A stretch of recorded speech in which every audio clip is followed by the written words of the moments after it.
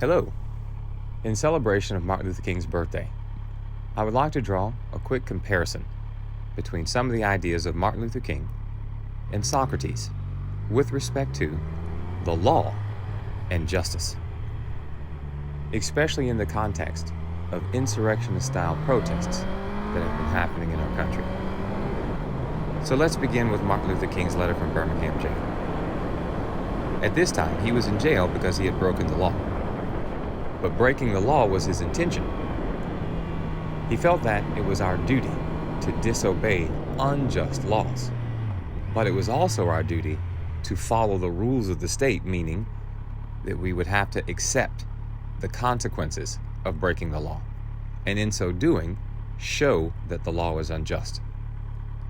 So, to boil it down quickly, Martin Luther King's idea was that you follow the law, and if the law is unjust, you break it in order to have that law changed, but at the same time accept the consequences from breaking the law. So this was Martin Luther King's notion, kind of boiled down. So if we also include and compare with Socrates, why Socrates? Well, in the letter from Birmingham Jail, Martin Luther King brings up the importance of listening to a critical thinker, a non-violent critical thinker like Socrates. And so Socrates' idea, he was also in jail when we look at a book called the Crito. And in fact, Socrates was on death row. His friend Crito was rich and had arranged for him to be broken out of jail. And so in this conversation, there's two old friends who are having a talk about escaping, and would it be just for him to escape because the jury was unjust. And so Socrates has a long conversation that's very famous, where he asks Crito, what happens if the law were to come to life and to speak to me?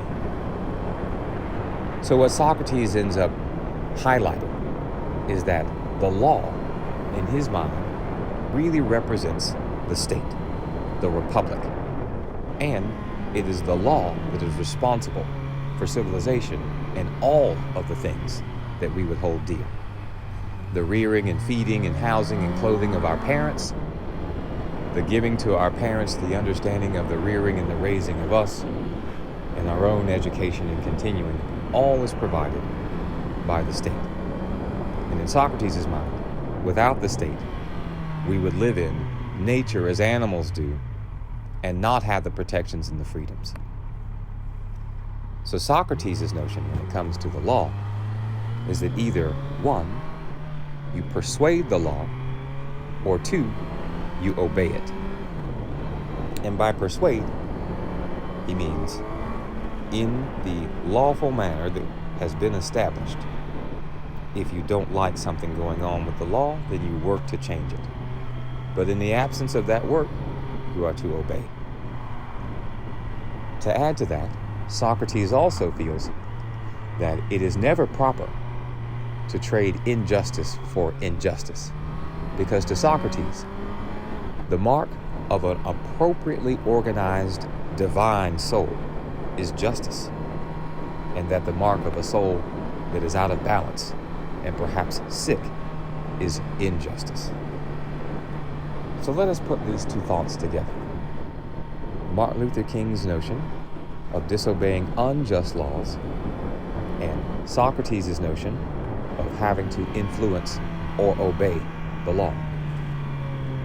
In the case of Martin Luther King, Socrates might say that because he's going to jail and doing direct action, that he's in fact trying to persuade the law and demonstrate that it is not just.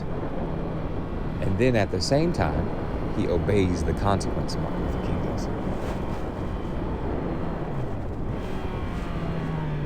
Socrates, on the other hand, feeling that the men of the jury had been unjust in handing out the sentence, felt that it was for him to be just and follow the law, and accepted the execution that the jury put forth.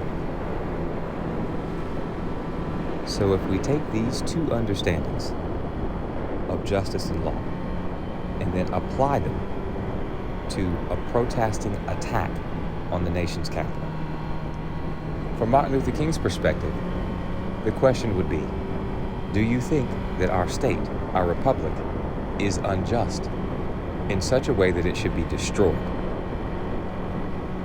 Because if you are attacking the Capitol, then under King's idea, you're protesting what you think is an unjust law. In this case, the law just would be the state.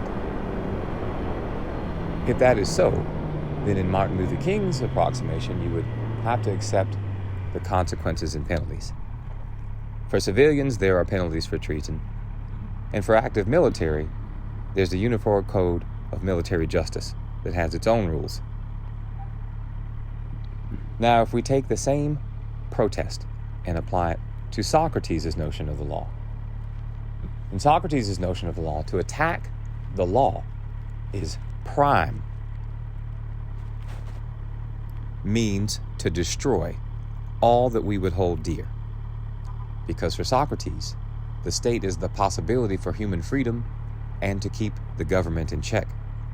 The state under the republic, not by the mob rule that convicted him, but by adherence to well worked out and defined laws. So in the case of a public insurrection, it would be an attack on everything that everyone would hold dear. Because for Socrates, the state provides the opportunity for all the things that we enjoy.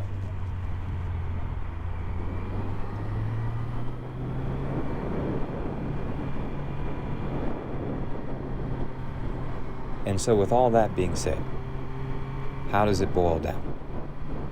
Well, it would seem, with regard to an attack on the Capitol, in Martin Luther King's idea, that those who attack would have to accept the consequences of breaking that law. And from the perspective of Socrates, one is attacking everything that everyone in the state holds dear and cannot be just as a result.